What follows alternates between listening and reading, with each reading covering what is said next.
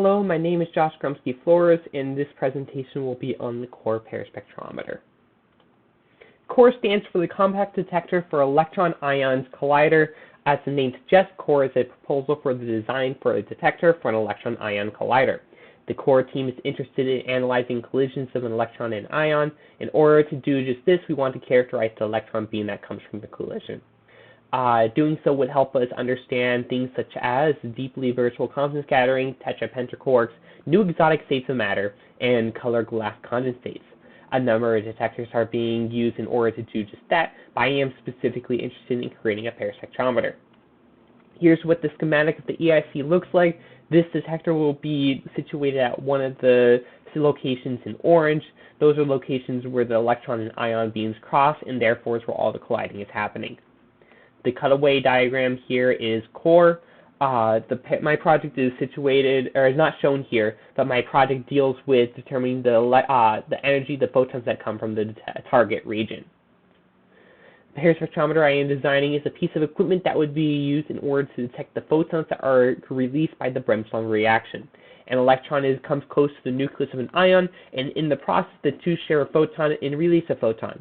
One of these photons is virtual, meaning it never leaves the reaction, while the other photon does leave the reaction, meaning it's detectable.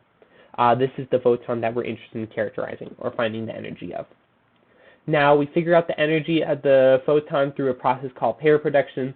Pair production is when a photon comes in close to a nucleus. The nucleus serves as a sort of catalyst. A virtual photon is created in the process. The two photons then share an electron, and then both an electron and a positron are formed in place of the photons. As it turns out, pair production is one of the most common reactions at the energies that we're dealing with, so is the reaction of choice. Now, in order to determine the energy of the photon, we can use conservation of energy. The energy of the photons are going to be equal to the sum of the kinetic energies and rest mass energies of the electron and positron. If we know the electron and positron's energy, or momentum, then we know the kinetic energies, and thus the photon's energy. Using Lorentz force, and assuming that the particles' velocities and the magnetic fields are perpendicular, the force of these particles is then equal to QVB. This will then equal ma, which, because the Lorentz force does no work, will then equal mv squared over r. Moving things around, we get r is equal to mv over qb, or in other words, momentum is directly proportional to the radius, the path of these particles. This equation then turns out to work relativistically as well. Now, if we can measure the radius r, the path of these particles, then we know the momentum p of these particles. Therefore, here comes the big question: how do we measure r? So the way that we do this is by putting the electron into a magnetic field for a little bit, then letting its inertia carry it to the detector plane. As the electron comes in, it curves some amount based off of its momentum, and then when it leaves, it keeps going straight until it hits the detector plane. The faster electron, the bigger the radius of the path is, the lower down on the detector plane it will hit. The slower the electron, the smaller the radius of the path is, the higher up on the detector plane the electron will hit. It turns out that we don't need to differentiate between electrons and positrons, because the way that we have this detector set up, it will do that for us. The radius of the path is inversely proportional to the charge of the particle. Therefore, if the particle is negatively charged, it will curve in one direction, and if it's positively charged, it will curve in the opposite direction. Thus, we need only two detector planes, one for electrons and one for positrons.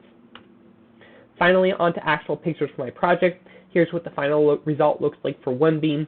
The blue curve here is an electron. The red here is a positron. The green planes here are the detector planes. The space is filled up with helium, but in order to have more accurate and less unanticipated reactions, in the teal here, there is a vacuum. Finally, the yellow here is a magnet. This here is the same diagram, but with 100 photons in the beam. As you can see, there are some interactions the beams are having with the air. That is why we wanted the vacuum to at least decrease how many of these extraneous reactions occur. This flowchart here shows how the simulation works. First, the geometries and lists of physics simulation methods are established in the scripts My Detector Construction in My Physics List. Then the actions of an event are created, and the initial particles are created in My Event action and My Primary Generator action. After the particles are created, or keep making steps to the detector plane using My Stepping action. Finally, my event action is used again to describe what to do once the particle steps are done. This graphic represents the different processes that can deposit energy into the detector plane. As you can see, there's a bump at a 1.7 MeV due to ionization. The process analyzed includes the transportation and multiple scattering reactions, which don't occur in real life, but are used in order to make a better, more accurate simulation. Additionally, ionization and Bremsstrahlung are the next processes analyzed. As you can see, the most common processes is ionization. What's useful about the graphic is that we can use it in order to determine a hit detection cutoff.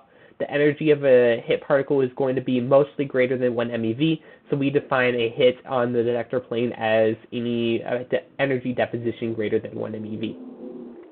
I then added this into the simulation. Now I needed to determine just how efficient my pair spectrometer is. The following graphic represents, in an ideal world, how much energy the photon would have when the detector determines that an electron and a positron has hit the detector plane. In other words, this graph represents the likelihood of a detector detecting an event given an initial photon energy. The black curve is one that I'm interested in. This is because my detector uses electrons with max energies of 18 GeV and a magnetic field of 1.8 Tesla. After running the simulation, I graphed the photon energy versus acceptance for my pair spectrometer. As you can see, the graph has a peak around 12 GeV, just like the ideal world pair spectrometer graph had. It also has a very similar shaped graph to what the idealized pair spectrometer graph should look like. I then overlaid on top of the idealized pair spectrometer graph in order to provide the following graphic. As you can see, my pair spectrometer in cyan falls very nicely along the black curve, not deviating too much, demonstrating a good amount of efficiency. With that said, that is my presentation. Thank you for listening. Are there any questions?